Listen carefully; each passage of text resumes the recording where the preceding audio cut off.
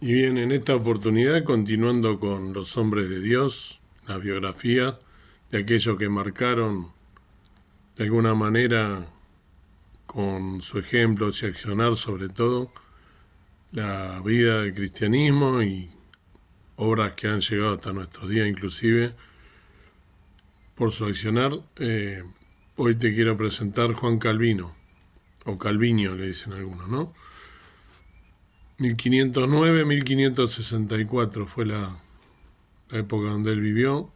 Donde sea que encontremos la palabra de Dios, seguramente predicada y escuchada, y los sacramentos administrados de acuerdo a cómo los instituyó Jesucristo, allí hay, y esto no hay que dudarlo, una iglesia de Dios.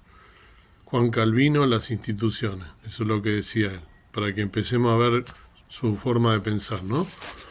Juan Calvino, el ginebrino reformador protestante, creó y sistematizó la tradición protestante. Francés, nacido en Noyon, Picardie, a diferencia de Lutero, era un hombre tranquilo y sensible. Habló poco de su vida interior y estaba feliz de que la mano de Dios dibujara su vida. Heredó de su padre una voluntad inquebrantable que lo mantuvo firme en la turbulenta Ginebra y siempre fue un excelente y concienzudo estudiante tanto en Orleans, donde se doctoró en Derecho, como Bourges y en la Universidad de París. Pronto adoptó los métodos del humanismo para luego combatir el humanismo. En París el joven Calvino conoció las enseñanzas de Lutero y en 1553 experimentó una repentina conversión. Así compartió: Dios sometió y llevó mi corazón a la docilidad. Estaba más endurecido contra tales asuntos de lo que se puede esperar de un hombre joven, expresó. Rompió con el catolicismo romano. Dejó Francia y vivió como exiliado en Basilea, Suiza. Comenzó a formular su teología y en 1536 publicó la primera edición de las instituciones de la religión cristiana, mejor conocida como Las Instituciones. Esta obra fue una breve y clara defensa de las creencias de la Reforma. Julian Farel, 1489-1565, reformador de Ginebra, persuadió a Calvino para que le ayudase a consolidar la Reforma allí, en Suiza. En 1537, todos los habitantes de la ciudad fueron convocados a jurar lealtad a una declaración de creencias protestantes. Pero los ginebrinos se opusieron fuertemente a Calvino y disputaron en la ciudad junto a la ciudad de Berna, resultando en la expulsión de ambos reformadores. Calvino fue a Estrasburgo y allí contactó con Martin Bucer, quien lo animó e influenció enormemente. En 1539 publicó sus comentarios sobre el libro de Romanos, al que le siguieron muchos otros comentarios. El reformador francés fue llevado a la congregación de los refugiados franceses en Estrasburgo, una experiencia que maduró por su tarea al regresar a Ginebra. Precisamente fue invitado a retornar a Ginebra en septiembre de 1541. El ayuntamiento de la ciudad aceptó su revisión de leyes ciudadanas, pero le siguieron algunas amargas disputas. Calvino intentó llevar a todos los ciudadanos a la disciplina moral de la Iglesia, pero algunos, naturalmente, se opusieron a estas restricciones, especialmente por ser impuestas por un foráneo. Él se proponía alcanzar su objetivo de una iglesia madura por la predicación diaria de la palabra de Dios a la comunidad y dedicó mucha energía a establecer las diferencias dentro del protestantismo. El Consensus Tigurinius o Consenso de Zúrich en 1549 sobre la Cena del Señor dio lugar a que se acercaran las iglesias alemanas y francesas de habla suiza. Calvino, en cierta manera, intentaba construir un más visible pueblo de Dios en Europa, con Ginebra como punto de partida.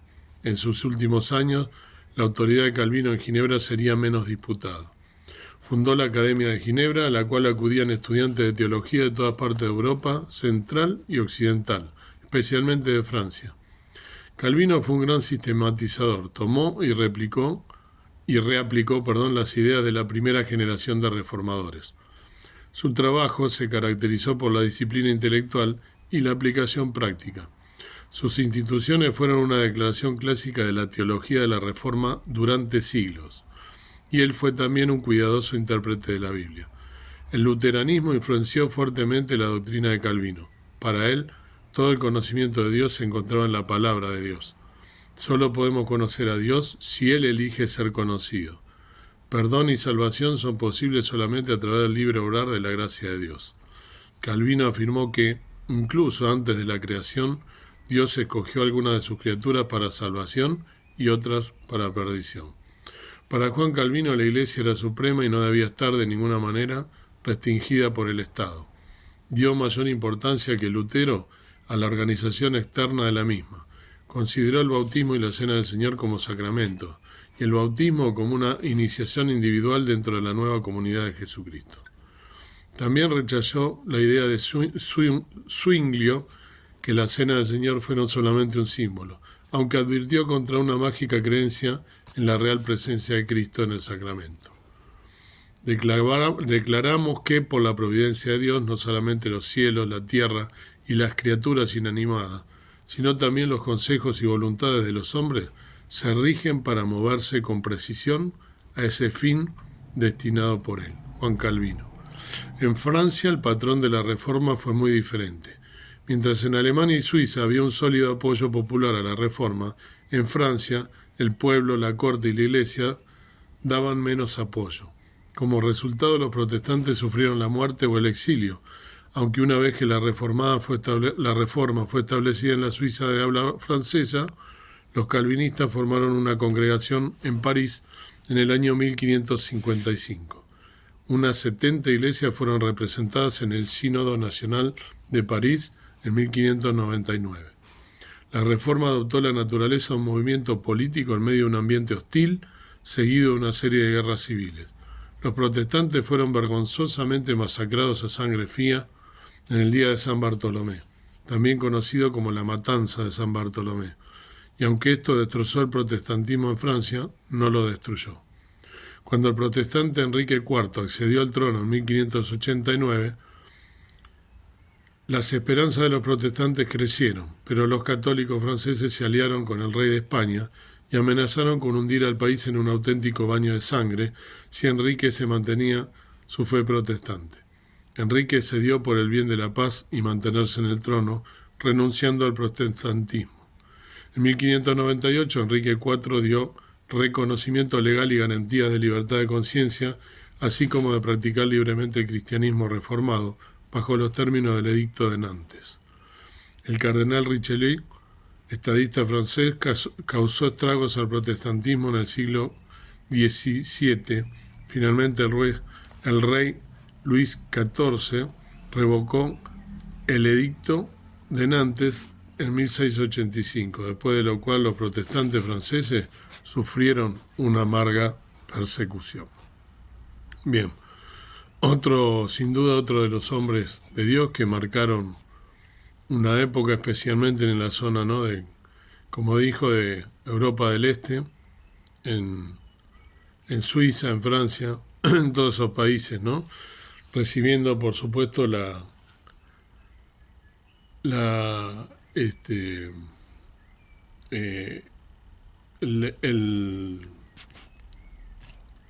llamado de él fue prácticamente como que la influencia, no me salía la palabra, perdón, la influencia de Lutero, ¿no?, porque fue un poco posterior a Lutero. Sin embargo, la obra de él se recuerda porque sin lugar a dudas fue uno de los hombres que tuvieron mucho que ver con también la Reforma protestante.